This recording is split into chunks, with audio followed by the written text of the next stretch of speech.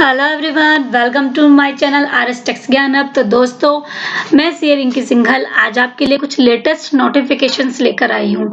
अभी रिसेंटली 10 नवंबर में कुछ 8 नोटिफिकेशंस आए थे, जिसमें से मैं आज 7 नोटिफिकेशन आपसे डिस्कस करना चाह रही हूँ। नोटिफिकेशन नंबर 82 की मैं सेपरेट वीडियो अपलोड करूंगी, जिससे आपको ज्यादा क्लैरिटी आए और वीडियो बहुत ज्यादा लेंथी ना हो। ठीक है, तो अभी नोट स्टार्ट करते हैं। नोटिफिकेशन नंबर 81 नोटिफिकेशंस में कुछ ज्यादा नहीं है, बस एक डेट इसमें मेंशन कर दिया 10 नवंबर। इनके सेक्शन 97 के जो प्रोविजंस है वो किस डेट से एप्लीकेबल हो जाएंगे? 10 नवंबर में। जैसे हम सभी को पता था कि जीएसटीआर 3B में चेंजेस आने वाले हैं, इसलिए सेक्शन 39 के सबसेक्शन 1, 2 एंड 7 में चेंज किया गया है। उसी के रिगार्डिंग यहाँ पे बात कर रहे हैं। अब नोटिफिकेशन नंबर 83 किस बारे में बात कर रहे हैं उसको देख लेते हैं। 83 में ये आपकी जीएसटीआर1 की ड्यू डेट्स के बारे में बात कर रहे हैं। तो यहाँ पे इन्होंने बोला है यदि आप मंथली रिटर्न फाइल करते हैं तो आपकी ड्यू डेट क्या है? 11th day of the month succeeding such tax period. यानी कि जो भी आपका, मान लिया आपका जनवरी है तो फरवरी की 11 फरवरी तक को आपको फाइल करना था, 11 सब के लिए। लेकिन यदि आपने जीएसटीआर 3B का क्वार्टरली ऑप्शन ऑप्ट कर लिया तो उसके लिए ड्यू डेट आपकी 13th हो जाएगी। यानी कि जैसे आपका क्वार्टर खत्म हुआ तो उससे नेक्स्ट मंथ में, मान लिया आपका मार्च में क्वार्टर खत्म होगा जनवरी मार्च का, तो आप अप्रैल की 13th अप्रैल को ये रिटर्न फाइल करेंगे। I am clear. अब 84 पे आ जाते हैं। 84 में किसके रिगार्डिंग ये बात कर रहे हैं? 84 में ये बात कर रहे हैं कि किस किस को ये बेनिफिट मिल सकता है, मतलब जीएसटीआर 3B कौन कौन ऑप्ट कर सकता है। सबसे पहले तो ये ऑप्शनल है, प्लस ऑप्शन किसके लिए है? जिसके टर्नओवर 5 करोड़ से कम है उनके लिए।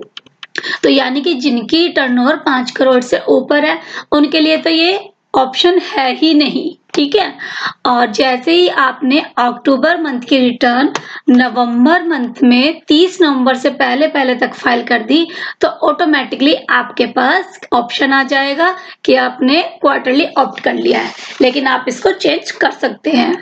अब यहाँ पे इन्होंने टेबल में भी शो किया है कि यदि आपकी टर्नओवर रजिस्टर्ड पर्सन थी और टर्नओवर कितनी थी? 1.5 करोड़ तक की, और आपने ऑप्शन ले रखा था क्वार्टरली, तो आपके लिए डीम्ड ऑप्शन क्वार्टरली रहेगा। और यदि आपकी 1.5 करोड़ थी और आपने मंथली ऑप्शन ले रखा तो आपके लिए मंथली ही डीम्ड ऑप्शन रहेगा। यदि आपकी 1.5 करोड़ से 5 करोड़ की थी और आपने क्वार्टरली ऑप्शन ले रखा था तो आपके लिए क्वार्टरली ही रहेगा।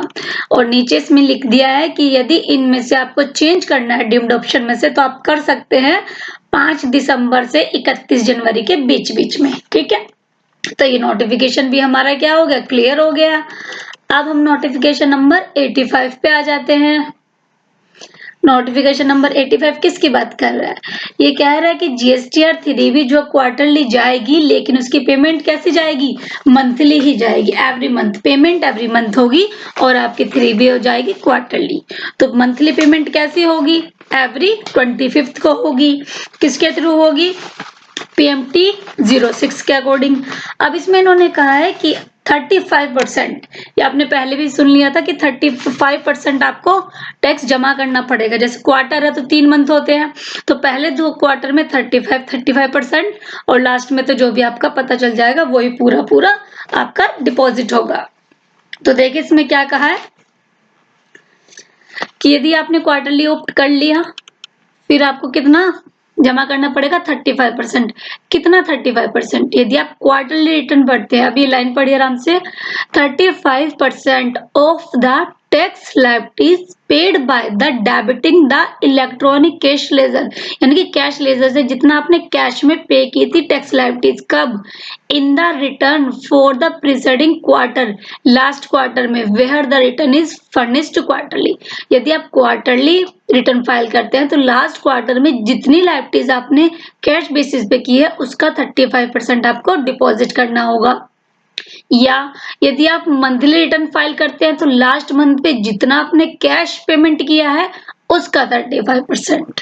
ये समझ आ गया। आपको पेमेंट कब नहीं करना होगा, ये जो 35% का ये मांग रहे हैं, कब नहीं करना होगा?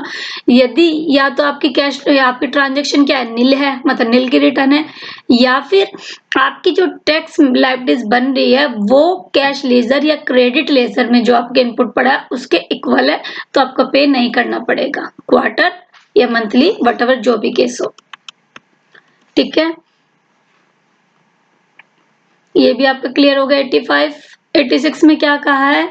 86 में ये कह रहे हैं कि जो नोटिफिकेशन 76 आया था जिसमें GSTR1 की ड्यू डेट्स दी गई थी उसको ये वापस ले रहे हैं, क्योंकि अब इन्होंने रूल्स में ही अमेंड कर दिया है। अब हमारे 87 में क्या कह रहे हैं? 87 में कह रहे हैं जो आपका फॉर्म GST ITC 04 था उसको एक्सटेंड कर दिया है। उसकी टाइम लिमिट कितनी दे दी गई है? 30 नवंबर। पहले क्या थी? 25 अक्टूबर। अब इसको भी 30 नवंबर तक का टाइम दे दिया गया है।